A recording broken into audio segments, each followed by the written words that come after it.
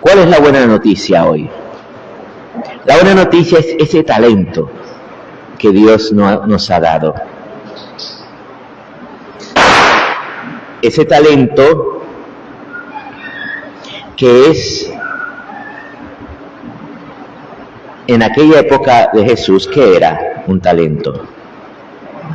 Un talento era una unidad de peso, no era una moneda, sino una unidad de peso. Equivalía aproximadamente a 6 kilos, un talento.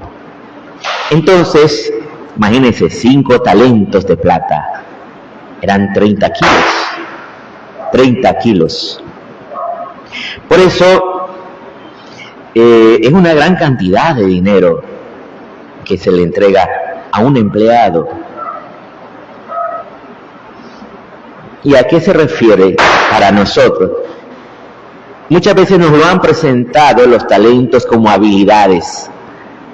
Que alguien tiene habilidad para cantar, o para bailar, o para tocar un instrumento, o tiene una habilidad, por ejemplo, para cocinar. Es bueno y entonces dicen, tiene una buena cuchara. No sé por qué dicen que la cuchara es buena, si es la persona la que es buena en cocinar. Entonces, pero en realidad, esos no son los talentos, son habilidades que tú puedas tener. ¿Qué son los talentos que Dios te da? Para eso, les voy a hablar hoy de 2 películas. Y les voy a recordar una historia, que es la historia de la Revolución Francesa. A nosotros la Revolución Francesa nos la han enseñado, la maravilla que nos permitió llegar a la democracia, a la Declaración de Derechos Humanos y bla, bla, bla, bla. Porque, ¿cuál era el lema de la Revolución Francesa? Igualdad, libertad, fraternidad. Pero se olvidan de la 4ª palabra, que era libertad, igualdad, fraternidad o muerte. Y muerte es lo que más abundó en la Revolución Francesa. Nada de libertad, nada de igualdad, nada de fraternidad. Y entonces, ¿qué es lo que sí trajo la Revolución Francesa? Lo que sí trajo fue la destrucción de la Iglesia Católica. Eso sí lo trajo. La Revolución Francesa empieza en el año 1789. Y lo primero que hace la asamblea que se reúne, que obligan al rey a que acepte esa asamblea, lo primero que hace la asamblea es quitarle las propiedades a la iglesia. Y entonces, al no tener propiedades, la iglesia ya no puede seguir realizando sus obras de caridad. El servicio a los enfermos en los hospitales, el cubrir las necesidades de los más pobres. Ya no podía, porque no tenía los bienes necesarios para poder hacerlo. ¿Y qué sucede? Lo siguiente paso fue la constitución civil del clero. Con esa constitución, en primer lugar, suprimen todas las órdenes religiosas, primero que nada. Segundo, se declara que todos los sacerdotes que han jurado la obediencia al obispo y al papa, en adelante van a jurar obediencia al Estado. Y se reorganizan todas las parroquias, de manera que antes que había 8,000 parroquias en toda Francia, de golpe van a ser solamente 4,000 parroquias. Todo esto con la finalidad que ir reduciendo el poder evangelizador de la iglesia. Después, ¿qué sucede más adelante? como muchos no quisieron aceptar este juramento al Estado, entonces muchos sacerdotes tuvieron que salir al destierro. Se calculan que fueron aproximadamente 50.000 sacerdotes que salieron de Francia al destierro. Y se quedaron muy pocos. Y los pocos que quedaron, muchos fueron asesinados y otros encarcelados. Miren qué semejanza sucede en todas las revoluciones. Siempre se persigue a la iglesia. Entonces, después quieren, finalmente en 1793 matan al rey Luis XVI. Y ese mismo año, como las monarquías que estaban alrededor de Francia se sienten amenazadas, y entonces empiezan a organizarse para, como tal vez posiblemente atacar a Francia, entonces ellos empiezan a hacer una leva de hombres para formar un ejército. Y van a un pueblo que se llama La Vendée. Interesante este pueblo. Un pueblo que fue evangelizado por San Luis María Griñón de Montfort, con justo lo que hemos hecho en la parroquia, la consagración a Jesús por María. Ellos habían evangelizado esos pueblos de esa manera. Por eso ellos llevaban el escapulario del Sagrado Corazón de Jesús. Interesante porque cuando ellos llegan ahí a querer hacer esa leva de hombres, ese pueblo se rebela. Dicen, no vamos a servir a un ejército revolucionario que ha matado al rey y que quiere destruir todo lo que es de Dios. Y entonces se organizaron y empezaron a atacar a las fuerzas de la Revolución Francesa, a los republicanos. Estos, entonces, hubo también victorias de ambos bandos, también le atacaron a los de La Vendée y los vencieron. Entonces ellos buscaron un capitán que había estado en la guerra de independencia de Estados Unidos, y él les ayuda, pero les pide que tienen que obedecerlo. Y entonces él les hace, igual, no sé si ustedes vieron la película El Patriota, que les hace una guerra de guerrillas, igual, le hace una guerra de guerrillas a los ejércitos republicanos, y empiezan a vencerlos, empiezan a acopiarse de armas que le quitan al ejército republicano, cañones, fusiles, municiones, todo esto, y empiezan a vencer a eso, guiados por el capitán. Pero obviamente estos no se iban a dejar, y entonces declaran la ley del terror, el gran terror, y empiezan a matar un montón de gente.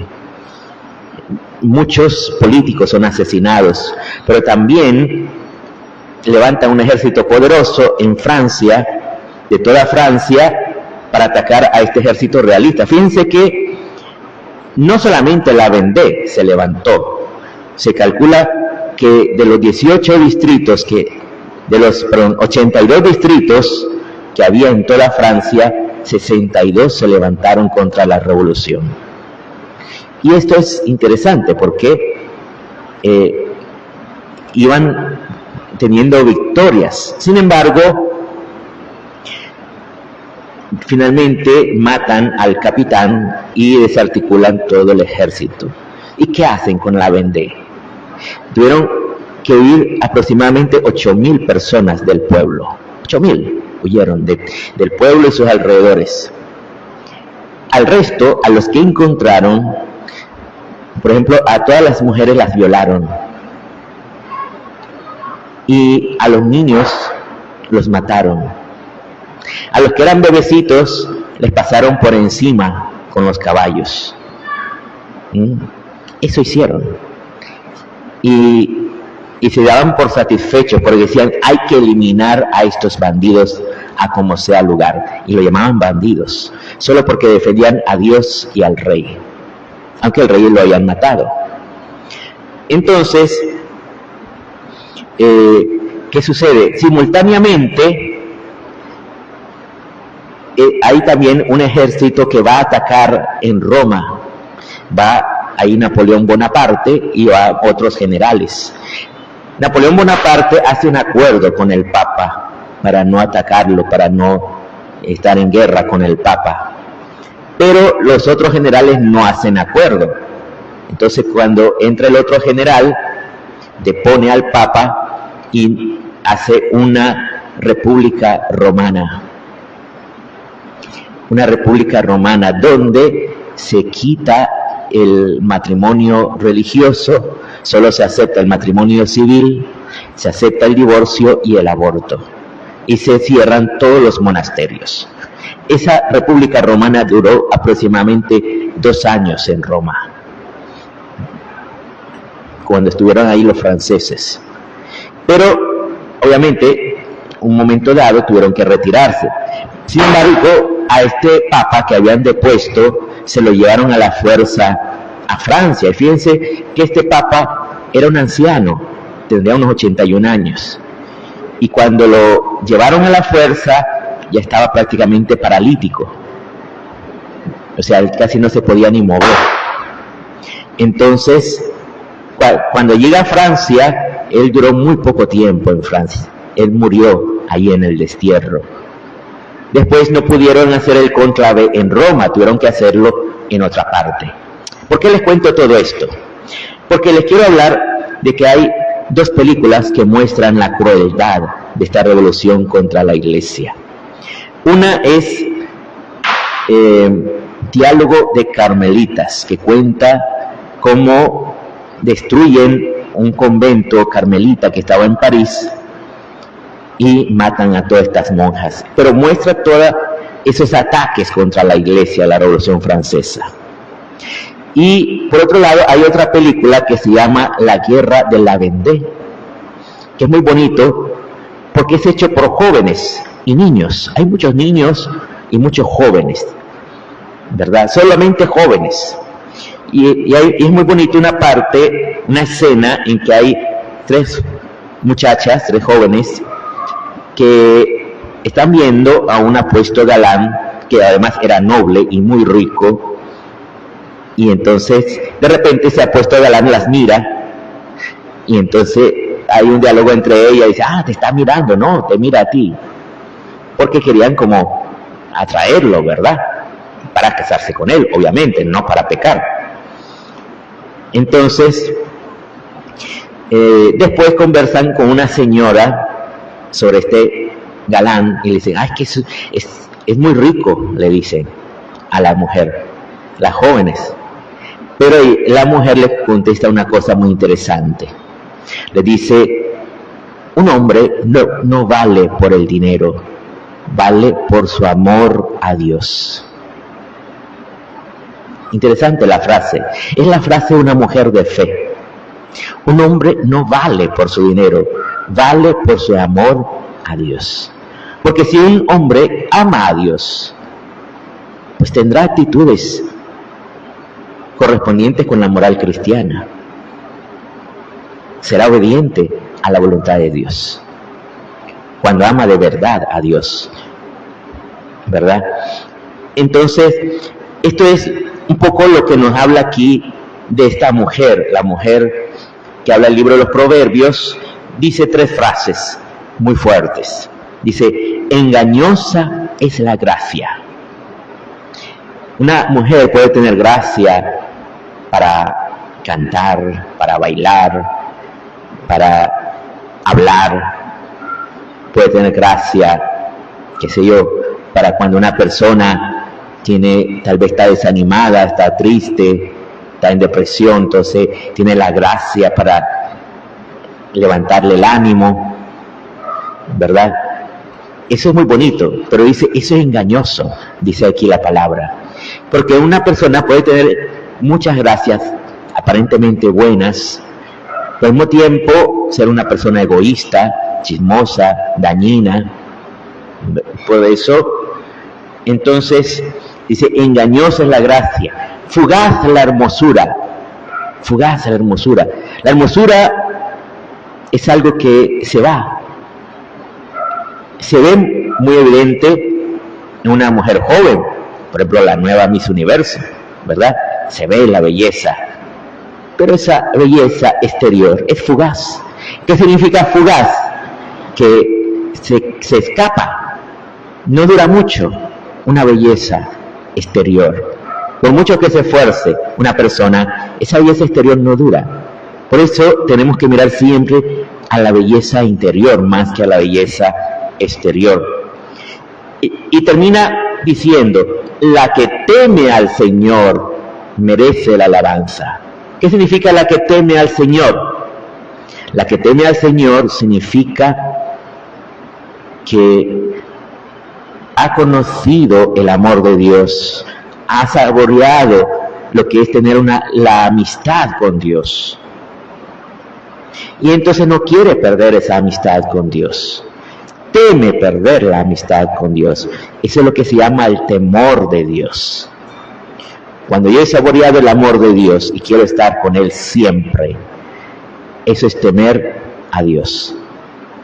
Por eso, hermanos, ¿cuál es entonces, en conclusión, ese talento que Dios nos ha dado? Pues precisamente el amor que Él nos da. Porque es el mayor tesoro que Dios te ha dado a través de la iglesia. El amor de Dios, que te ama a ti profundísimamente, que te ama gratis, que te ama conociéndote como eres. Que fallamos mucho, que pecamos, que hemos sido rebeldes muchas veces a su voluntad.